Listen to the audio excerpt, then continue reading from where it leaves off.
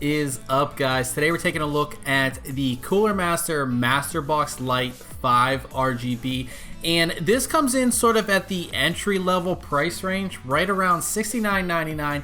And with that, you get a mid-tower case with a tempered glass side panel, as well as 4 included fans, 3 of which are RGB fans. So let's just jump right in. Starting at the front part of the case, we have that angular design that we've seen on many current Cooler Master cases. This is the kind of show-off piece. It is clear, but it's not tempered glass. It's actually tinted plastic, but it looks pretty good. This section of the case easily pulls off so you can get a better look at the fans, and these are 3 120mm fans, of course RGB. Now if you wanted to swap these out with, say, a water cooling radiator or something like that, the case supports up to a 360mm radiator in the front. Moving to the top of the case, you'll find your buttons and connections. So from left to right, you have a small reset button, HD audio connections, a larger power button, 2 USB 3.0 ports, and your hard drive activity LED.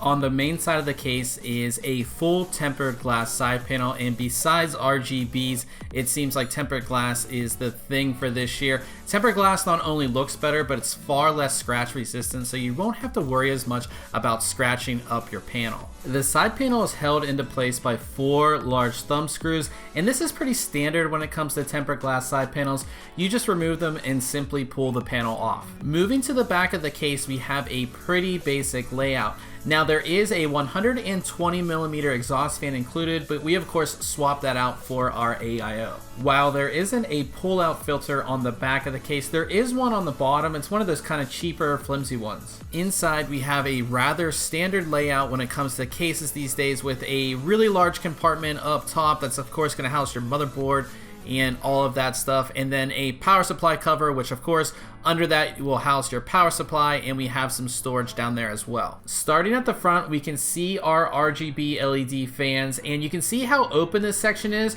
which makes it really easy to swap out your fans or add a radiator. Now if you wanted to add a radiator, there's actually a cutout towards the bottom, so you can install some pretty thick radiators in this case. Also at the front of the case is an Ssd mount, and it's removable by a single thumb screw. But one thing that's a bummer about this case is that there's only one of these included, yet there's 3 other spots to mount this tray. So you can actually mount it right below where it's currently sitting, and there are actually 2 more mounts on the power supply cover. Talking about the power supply cover, it stretches the entire length of the case, and there are cable routing holes so you can connect, the power cables for your graphics card, as well as other cables to your motherboard. As far as motherboard support, this case supports mini ITX, micro ATX, and ATX motherboards. As you can see, our motherboard fits in here just fine.